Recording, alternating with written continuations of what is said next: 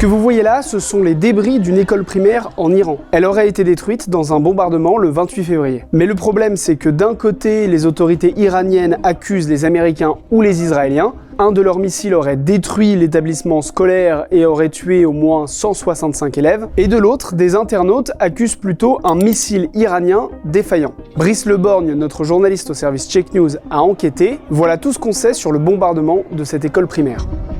Déjà, il y a peu de doute, c'est bien une école, c'est l'établissement scolaire Shajareh Tayyebe. Des témoignages des autorités et des médias iraniens le confirment. En plus, on peut voir des fresques enfantines sur les murs de l'enceinte, et ça fait aussi plusieurs années que l'adresse de l'établissement boulevard Rezalat est présentée comme celle d'une école primaire.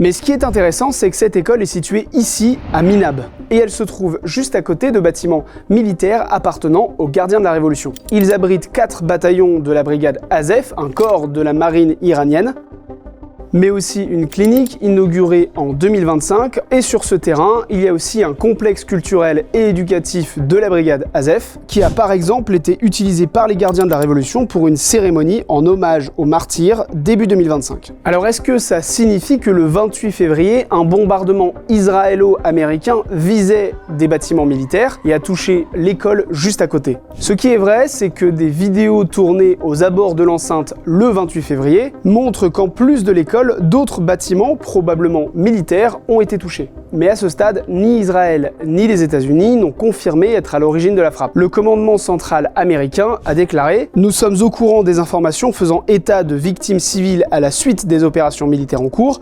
Nous prenons ces informations au sérieux et nous enquêtons. » De son côté, l'armée israélienne a assuré dimanche n'avoir connaissance d'aucune frappe israélienne ou américaine dans cette zone. Alors notre service Check News les a contactés, mais ils n'ont pas souhaité apporter d'informations complémentaires sur cet incident. En revanche, après les explosions, de nombreux internautes ont accusé l'Iran d'être à l'origine de la destruction de cette école. Par exemple, ce compte X Throwback Iran, favorable à l'opposant iranien Reza Pahlavi et à Donald Trump, a partagé ses preuves.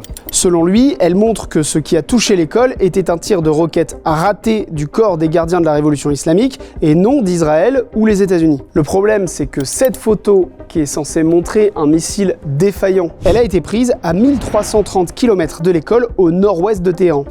On peut voir ce poteau sur la vidéo juste ici, avec son ombre projetée en dessous. Et le bout de bâtiment qu'on voit ici, c'est le haut de ce bâtiment rouge.